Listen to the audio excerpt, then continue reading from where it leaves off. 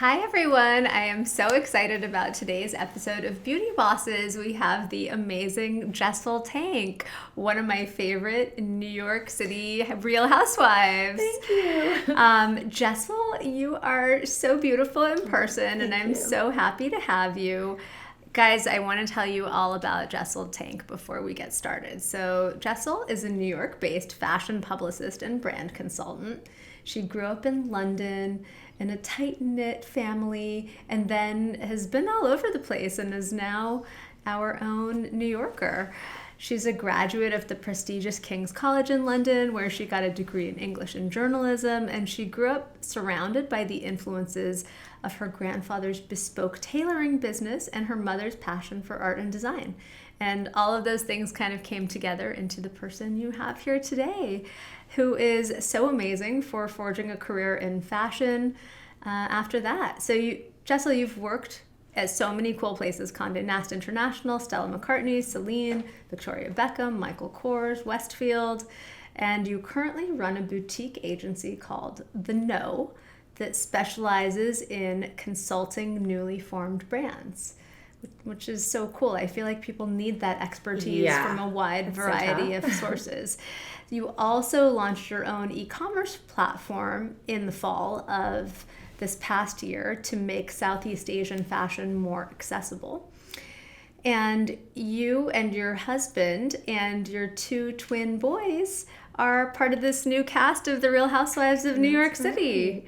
And that's how most of us have come to know and love you. Thank you. Thank you for being here. Yeah, well, I really feel like people need to know the you behind the Housewives show, because there's more depth than comes across in a soundbite sometimes. Oh, well, the sound bites, I that was crazy in itself, because I didn't realize I had so many one-liners under my belt. But yes, I think that, you see someone on a TV show for an hour, and you sort of think you know them, but you never really, you don't really know someone. Yeah. Even on Instagram, like it's curated life, you know. The highlight reel, as they say. Highlight reel. Or I feel like for the show, sometimes it's the highlight and low light reel. Oh, it's the bifurcated reel. It's a spaghetti bolognese. Like that is literally everything and then some. It's a lot. It's intense. Okay, so I have to start by asking you, what was it like being on The Real Housewives of New York City?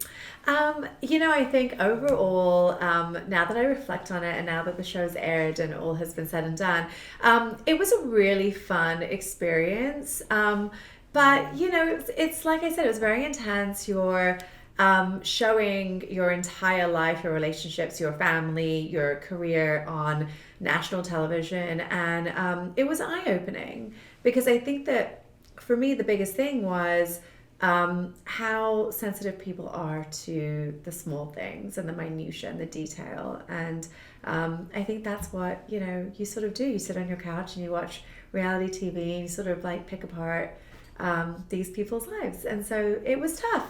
I've got to be honest. It wasn't easy. So when everyone says you need to get thick skin to get through this and to be on, national TV in a reality capacity, I really, truly understand what that means. Yeah, absolutely. So how did you decide to be on the show? What was that process like? Was there a screening and selection? Did you have any moments of pause where you were thinking, oh my gosh, should I really do this? Of course. Essentially it wasn't an easy decision, especially, when kids were involved, and you always want to protect, especially that element of that world.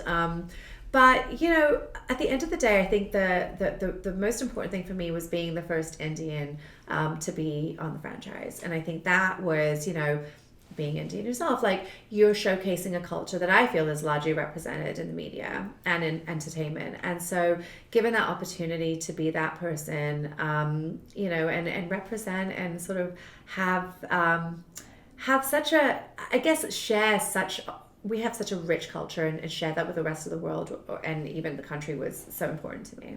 Yeah, that's so nice and important, because people talk a lot about representation and DEI, but it's hard to kind of walk the walk and talk the talk and do it yourself, because you're really putting yourself out there for all of the chitter chatter and internet stuff and the reposts and all of that. And I think, you sort of you don't really see and hear a lot of Indians on this type of platform because we are private. I think that that's one of the things. Definitely. We really do live our lives behind closed doors.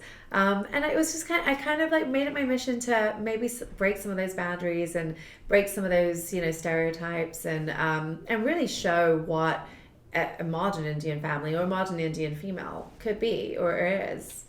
I think it's really cool that you did that because there's so many people who have such diverse backgrounds who make up the fabric of New York City. Right. And I thought it was really cool to see somebody who I thought was relatable personally, but not just for your heritage, but also for all of the different viewpoints and kind of colorful attributes that you bring.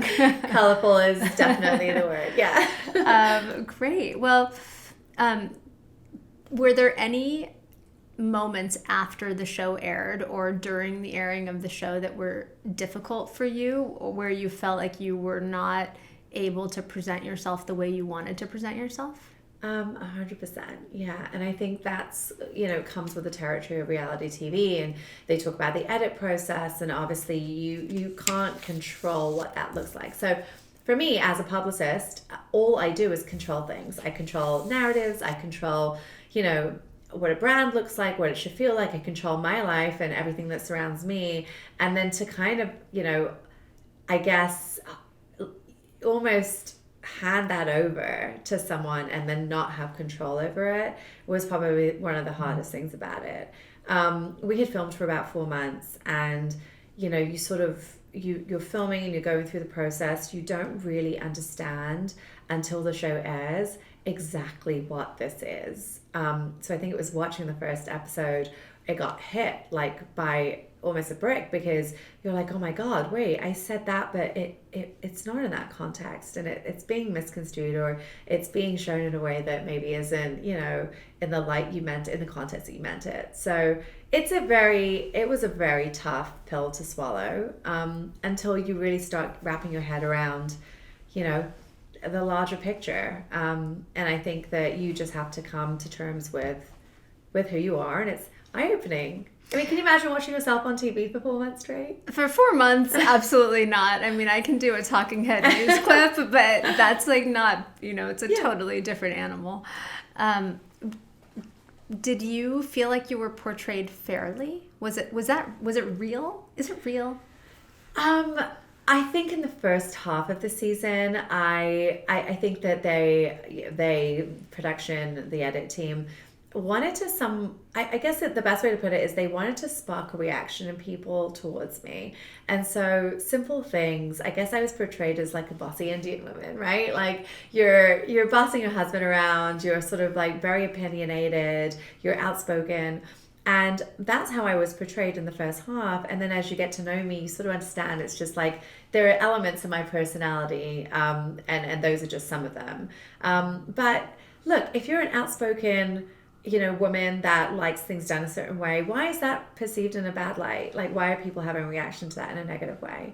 So it was interesting to me to understand, like, especially looking at yourself in self-reflection throughout that whole process. Men do it, and if a man was saying clean that table, it's dirty, like would they have had the same reaction that I had, so yeah, it is eye-opening. Yeah, it's interesting how perception begets perception, and it becomes this other reality that's outside of you. Yes. I think that it is a difficult job to put yourself in the hands of another editor who's maybe leaving the backstory on the cutting room floor, 100%. And then all of a sudden it's just like the one-liner. Yeah, exactly. So I think that's probably what makes it such a fun TV show to watch, because it's all fast and snippets and snippety, but it's pieces of a puzzle. Yeah. But I think essentially at the end of the day, us as a group of women, it was what we did was very aspirational. I mean, we sort of, the franchise for New York has been running for 13 years, and we are the most diverse cast to exist in any franchise to date. So that in itself is very inspirational. And then, just to kind of watch everyone's life unfold and the stories and the amount of courage and strength it takes to do what we do, but also to share our stories to the rest of the world is and it's so overdue, and it's good that it's in a city like New York, where it is a city of diverse people from all over, so it makes perfect sense. It makes perfect sense. But speaking of that, you shared a lot of really personal stuff on the show, including your journey with IVF, and I wanted to speak a little bit about that and ask you about how it felt to share something that personal and why it was important for you to speak about a topic like IVF and fertility. Yeah, I think fertility in general in our culture is, I mean, there's a lot of things that are considered taboo in the Indian culture, but especially that, it's like relationship issues or, infertility or just, I think that I wanted to really, diffuse some of that stigma, and let's actually open up the conversation to allow girls that look like me and you and are, going through these struggles to feel the confidence to be able to share what they're actually going through. I went through 5 rounds, so it's about a total of 3 years of, IVF and reproductive issues, and I did it alone, just because I wasn't, it was a matter of I didn't want to worry my parents. They live in London and I was, here, but also I also don't know how to talk about those things, because we have been, we're sort of put in this very protective, almost insular community. As an Indian woman, you don't really have or feel that the safety of speaking about those things. So I squashed it, and I wanted to squash it, and what better to do it than on national television? Yeah. I think it makes it so much more acceptable and easy for people to talk about these topics and to understand that it's not just an anonymous stranger that you read about on the internet. It's your friends and neighbors and maybe you or your family member, and everybody goes through this. I think especially for professional women who are delaying a little bit the age of getting together with someone or deciding to have kids, this becomes more and more of a topic. I know it's been a big taboo topic for women in surgery, and recently a lot of papers and research has been done on women in my field in plastic surgery who delay their reproductive window so much to go through all these years of education and training that they silently suffer, and some people are never able to conceive. Some people delay the window so much that they go through these struggles, and it's just not spoken about. Right. It's the first time, and it's been going on forever, literally forever, but it's the first time people are speaking about it. It's really, and it's thank God, because, it happens so often. And I just remember when I was going through it, people like Chrissy Teigen, who was so brave to share, every struggle that, she's been through on social media. And I just remember thinking, I was able to relate to her in a way that really helped me get through those, times. And so, in the moments where I was talking about this on the show, I just kept thinking maybe I can help, if someone's watching and they're in the same situation, maybe it's just a way to help someone. And it's what I wanted to do. So, I'm sure there was a lot of opinions about it. But essentially the amount of feedback I got, it was all positive.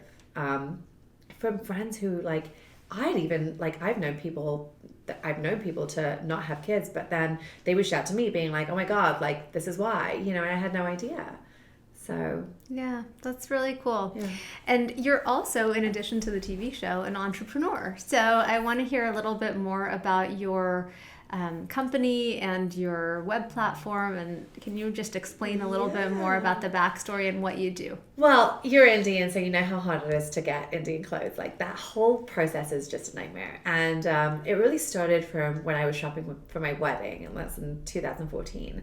And I just remember it was so overwhelming. You can either go to India physically for 2 weeks and pay for an airline ticket and go there and do all these crazy appointments and shop like a headless chicken for 2 weeks and come back.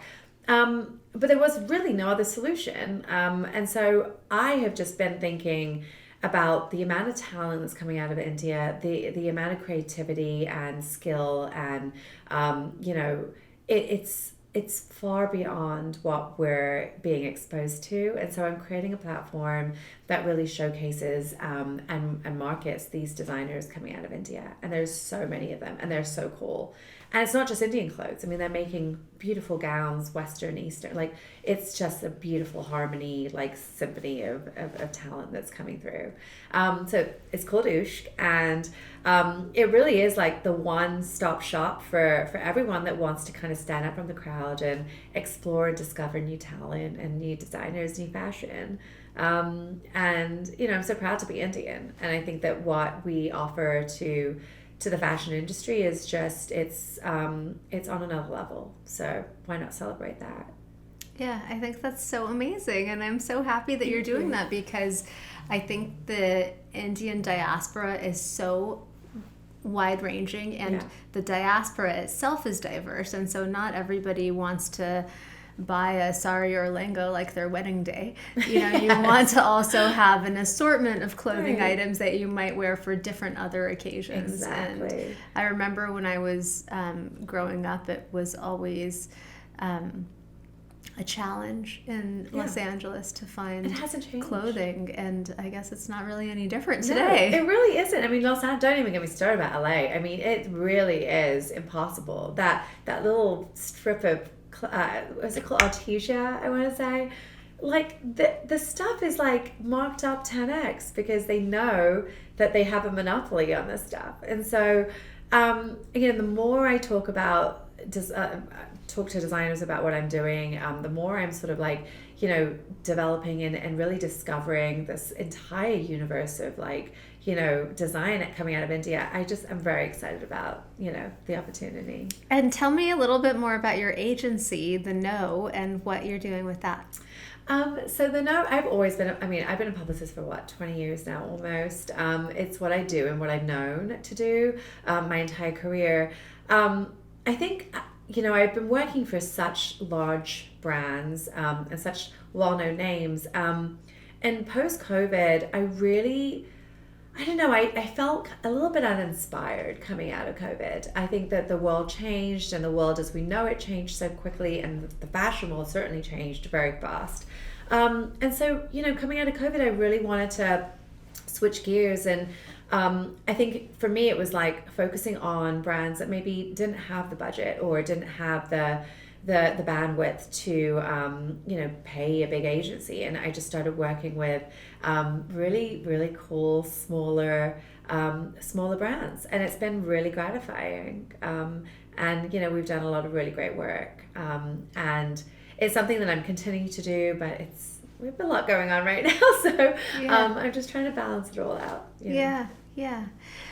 Do you have any advice for somebody who is thinking about either reality TV or life in the public space, or what it means to be a public-facing person? And with that, I specifically mean the good and the bad of it, how to deal with online hate and, you know, trolls and comments and things like that, but then also how to make the most of it. Yeah, you know, it's something I had to learn the hard way, but I think self-confidence just goes a long way. And I know I don't say that lightly. I see myself as a very confident person, but going through this process, you know, you sort of start to disintegrate because the amount of online, like, just hate that's out there. I mean, people channel all this negativity and direct it to you. You better have thick skin. So I think, you know, really working on yourself and really being able to take that negativity and sort of like, you know, turn a blind eye to it and just focus on your goals and what makes you a better person and what makes you aspirational is kind of where my head is at and what I would recommend people to do. But yeah, self-confidence, never doubt yourself, and don't be afraid to be different, because I think in this reality space, it's so easy to be this cookie cutter character that you're sort of being molded to be. And I think people are afraid or unsure how to relate to anyone that's different. And so in my case, it worked for me. And I think being different should not be should not be frowned upon. It should be embraced.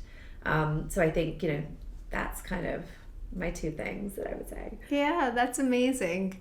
Well, I like to ask everyone who's on the podcast, since it's Beauty Bosses, what does beauty mean to you? So I answered this earlier. Going back to what I just said about self-confidence, I think that really being so comfortable within your own skin exudes from within and from without. So that to me is beautiful, you know, whether it's like wearing no makeup and doing nothing to your face and just like being natural, and if that's working for you, then that's great. I think beauty is such a loaded concept, right? Especially like nowadays, there's so much pressure to look and feel a certain way. But again, like really not succumbing to that pressure and just being comfortable within your skin. Yeah, that's so beautiful and nice. Thank you. Well, I am so happy to Thank you have for you having today. me. Can you tell everybody where to find you and catch up with you and learn about all of your exciting I happenings? can only deal with one social media platform right now, so I'm on Instagram. Okay. It's at Jessel Taank, and and stay tuned for Oushq. It's going to be launching soon. Yeah, and that's Oushq. Oushq. It means timeless in Arabic. And that's beautiful. I thought that it would be a nice way to talk about fashion, especially like Indian fashion, because it is quite timeless. Yeah, that's beautiful. It never really goes out of style. So, yeah, thanks so Thank much. you so much. Thank you.